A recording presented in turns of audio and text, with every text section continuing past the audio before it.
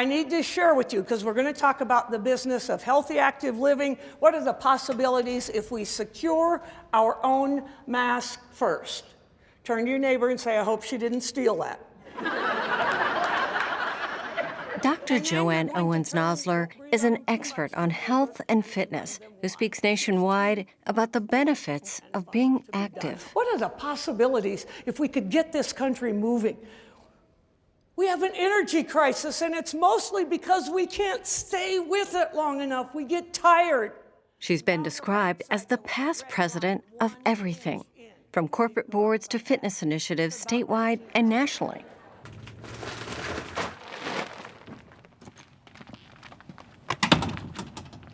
I'll be back. See? You know it's feed time. I'll be right back.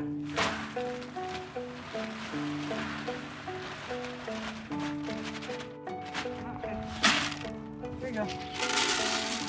When she's not touting the benefits of an active lifestyle, she's living it. Dr. Jo, as many call her, is the sole proprietor of a small cattle operation she started years ago with her late husband. I call it fossil farm fitness.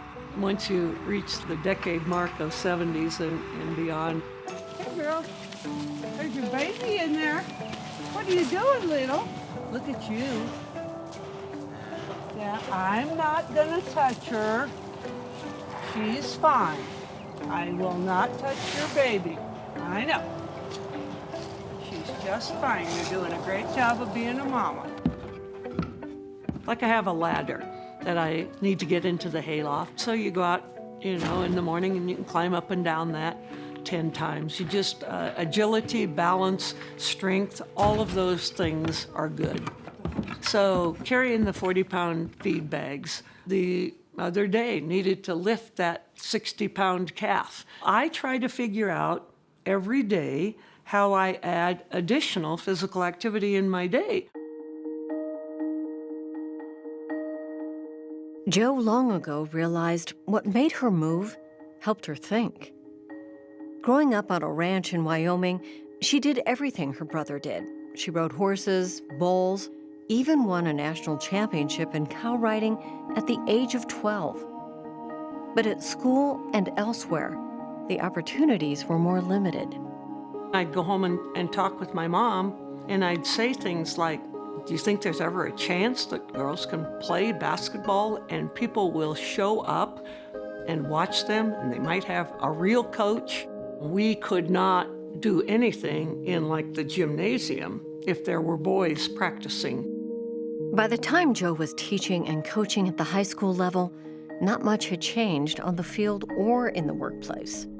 We could not participate on a Friday or Saturday night. Those were considered boys' nights for athletics. My first year, I didn't receive any remuneration. Men were getting 10% for coaching, being a head coach. So my first year, I did all that for nothing. In the world of pay equity, I think about that, and I understand money isn't everything, but it ranks right up there with oxygen. I really need that to be improved, and I need people to understand why.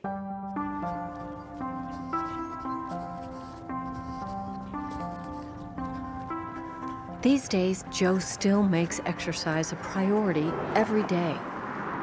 Running is one of her passions, something she discovered almost by accident when she entered her first marathon in Lincoln in 1978. She was the first woman to cross the finish line, though her win didn't exactly make headlines.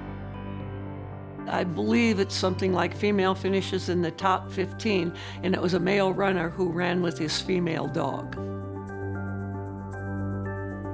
Dr. Jo made headlines in other ways, receiving countless honors as a trailblazer for women's athletics and as a leading advocate for Title IX legislation requiring equal funding for men's and women's sports. You think about the Civil Rights Act of 1964, you think about the 19th Amendment, giving all women the right to vote. To me, Title IX legislation is in the top 3 of legislative action about equity, parity, opportunity. How can this be controversial? It is the right thing to do, the right and correct thing to do. That's a tag play. That's a tag play, gang. Head away, head away, head away. 50 years after the passage of Title IX, Good. Jo is still advocating for women athletes, especially her beloved Husker softball team, coached by her good friend. Where's your stool? Oh, I sit on a ball bucket. Jo, I'm not a spring chicken anymore. That stool is in my office up top. It's like this high. I remember when Shep made that. I know, but like that was when I was 35. In Rhonda Rovell's 30 years as head coach, she's seen a lot of changes thanks to Title IX. When I started coaching here, we were over at Maple Leaf Field. We didn't have a locker room. Or, you know, the dirt that was put on our field was from a landfill, so we had to pick up rocks and nails and glass and all kinds of things every single day. Nice. That's nice. That's pretty. And, you know, now we share a facility that's comparable to what the men have on the baseball side. Good pitch. Is there still room for improvement? Absolutely. Every generation, we have piles of dirt to move for progress, right? And your pile of dirt will be different than my pile of dirt. Dr. Joe's pile of dirt was different than mine. But we all have a responsibility to move that dirt and plow a path for the next generation. And so for people like Joe, being a pioneer, really, and a legend in being able to move dirt and create a path for women to plow through. Dr. Joe led fundraising efforts for the team and set a new standard for booster clubs at the university. She didn't see limits. She didn't see a gender. Like if the boys could do it, the girls should be able to do it. She's just doing what she does. She's just being Joe. She's not out to pick a fight or be in a fight with anybody. She's just out to like, we should be able to do this. Now, Jo chairs a generation of young women who have opportunities she could only dream about. These young women will have foundational building blocks that they can't even put a price on, and who knows when they will rely on them. Title IX is about opportunity. It's about optimism and thinking about what should and could be better. That is what just brings tears to your eye, but fills your heart with the fact that we've made a difference.